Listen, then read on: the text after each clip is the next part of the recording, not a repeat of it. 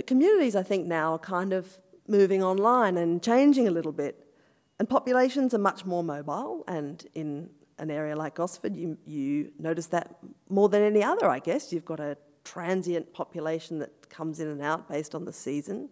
You've got a growing commuter population as well. Your communities are moving. And the rise of social networking and brilliant time absorption devices like Facebook and Twitter and MySpace and so on, with which you will have varying degrees of familiarity, I'm sure, means that you might live in Gosford, but maybe you have more in common with somebody in Melbourne with whom you have nightly Facebook chats about your shared hobby of restoring antique harpsichords than you might do with your actual neighbour. There's a lot of hand-wringing that goes on about the fact that people don't talk to their neighbours as much as they used to, but people talk to other people who are a long way away from them in ways that they never would have 10 or 20 years ago. I tend to be an optimist about the growth of community. I think that anything that increases the ability to communicate is a good thing for community. We just have to be sure that we know what we're talking about when we define what community is. This is something, by the way, that we in the media are grappling with in a really real sense. I mean, I worked until a year ago for the Sydney Morning Herald, and the newspaper industry is completely occupied with this question of where our community's gone. Used to be quite a one that was quite easy for us to get to. They just bought the paper, so you knew that you were on the front lawn every day or on the train. Now, people are starting to consume their news in a different way. Maybe they read news stories online that a friend sends them saying, read this, you know. It's a much more scattered community. And that's an issue for my industry and for many others. But on the upside, I think people are still contactable. They just gather in different ways, usually to do with their interests. I think that on the upside too, they are more likely to be a better mix across a geographic area. People don't have to move for their work so much. People can socialise in different ways. Young people don't feel so alienated by geographical distance, I think, as they used to, and that's a very good thing. But I think you also, in the end, have to ask, in all of this, the most dangerous question of all, which is, how much do you actually want to ask people? What is the value of representation? What's the value of leadership? This is kind of a big part of the outsourcing equation that I talked about, wanting other people to take the hard decisions. You could consult in the community until the cows come home. You can track down every single person in the Gosford area and ask them what they think about every single issue. And you will drive those people completely crazy. And you will also raise a very significant question about what the use is of having a local government, of having an elected government. Because while having an election every 4 years isn't the beginning and end of public consultation, and while it's important to seek views, you have to make a decision, really, as a group, how much you want to be consulted on everything. Political research, I think, is so easy now, and it's particularly broadly used at federal government and state government level. You know, I don't know how many of you have been invited in for focus groups, which are these kind of creepy occasions where maybe 12 or 15 of you are brought into a room, paid $50, fed sandwiches and soft drinks, and asked by a moderator seemingly casual questions about your opinions on various issues.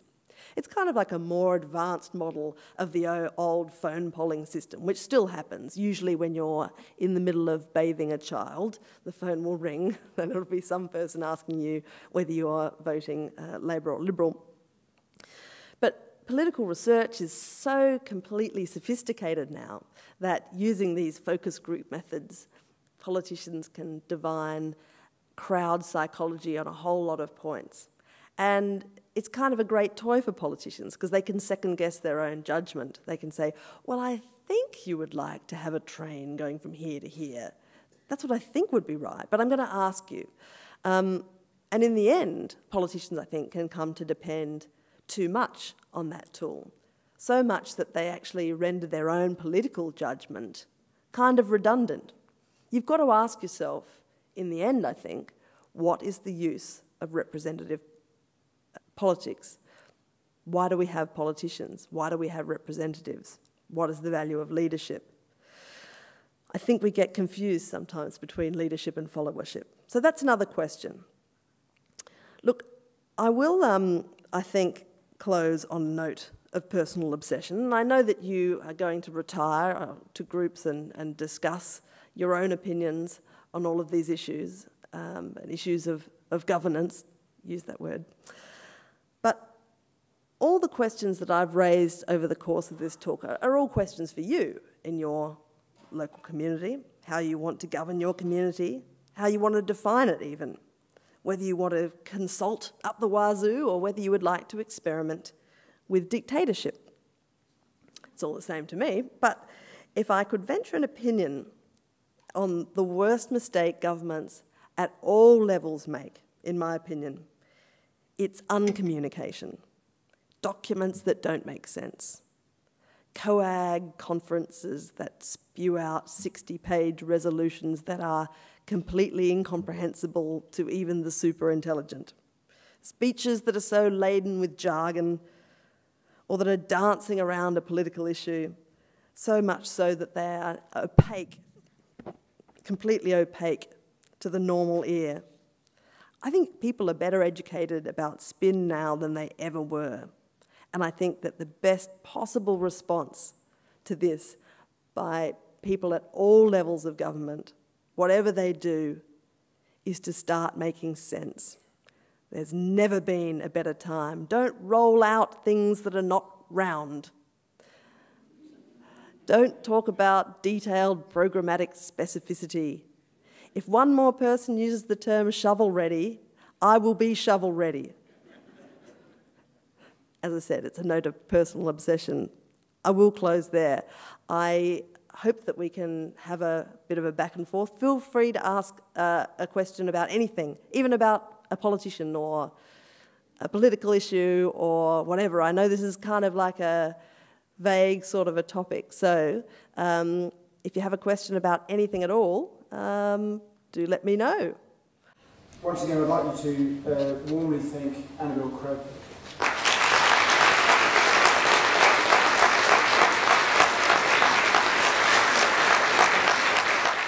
Over the next hour, I encourage you, at your leisure, to move through the 4 conversation hubs and further comment on the draft objectives. This evening, of course, we are focusing on governance and civic leadership. Event staff are stationed at the hubs to assist with this activity. They can also answer any questions you have about this evening's forum and the community strategic planning process. As we all have a range of views that are important, I would like for us to consider some good conversation guidelines, which are just up there. I would just like to go through those. That everybody gets an opportunity to provide input. That everybody's point of view is respected, even if it's different from yours. Listen to and respect the facilitator's guidance.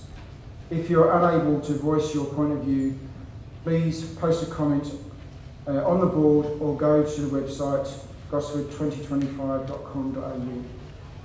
Further refreshments will be provided over the next hour, so you may take the opportunity, if a particular conversation hub is a little bit busy, take the opportunity to have something to eat, maybe a little drink, and then go back. So we're going to be around for the full hour. We are inviting the community involvement in the community strategic planning process until the 3rd of December.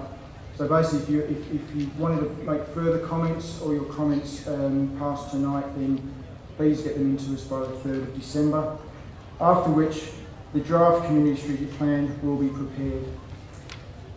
And like I said, if you're unable to make comments this evening or wish to further consider the issues, you can either participate in the forum on our website by going to Gosford 2025, which will be going up on the screen shortly, or use the reply paid envelope in your registration pack. So in your little show bag, there is an envelope in there, reply paid. put your comments down and pop that in the post to us.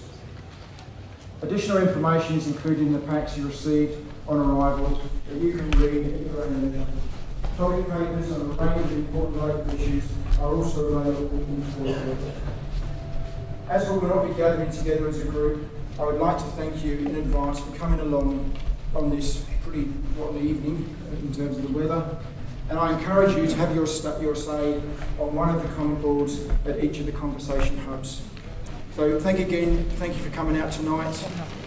Please have your say, and if you're going to be attending another forum, we look forward to seeing you there. Thank you.